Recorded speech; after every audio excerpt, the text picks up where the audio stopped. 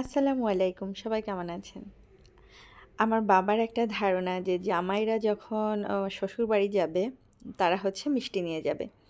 আ আসলে আমার বাবার ধারণা না, প্রত্যেকটা মানুষের যারা একটু বয়স্ক মানুষ, তারা হয়তো আগের দিনে শ্বশুরবাড়ি গেলে মিষ্টি না নিয়ে গেলে চলতই না বা তাদের মান-সম্মান থাকতো না, এরকম একটা অবস্থা। তো যাই হোক, তানভীর যখন আমাদের বাসায় যায়, তখন আমি তানভীরকে বলি যে, "তুমিও যেন মিষ্টি নিয়ে যাও।" কারণ আমার আব্বা, আমার আম্মা তারা হচ্ছে রসগোল্লা অনেক পছন্দ করে। আর যেহেতু আমার বাবার মাথার মধ্যে এটা ঢুকে আছে যে জামাইরা শ্বশুরবাড়ি মিষ্টি না নিয়ে গেলে হয় না। আমি যখন ছোট ছিলাম তখন দেখতাম আমার আব্বা যখন নানাবাড়ি যেত অন্যান্য যা কিছুই নিত না কেন সিজনাল ফল আম-টাম যাই বলেন তারপরও সে মিষ্টি নিত। তো ওই থেকে আমার মাথায়ও ঢুকে আছে যে আব্বা মিষ্টি নেয়াটা পছন্দ করে। তাই আমি এটা তানভীরকে বলি যে মিষ্টি নিয়ে আসবা। আর এই যে আমি এখন একটা রসগোল্লা নিয়ে বসে গেছি।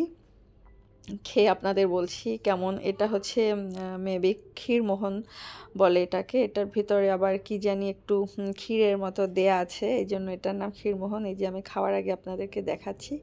আর আমাদের বাসায় আমরা সবাই খুব মিষ্টি পছন্দ করি। আমি তো ভীষণ পছন্দ করি। কিন্তু পছন্দ করলেও এখন আর আগের মতো খাওয়া যায় না।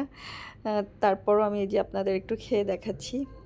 আমার ছোট বাচ্চাটাও মিষ্টি পছন্দ করে। আর ভিডিওটা কেমন হয়েছে আপনারা কমেন্ট করে জানাবেন।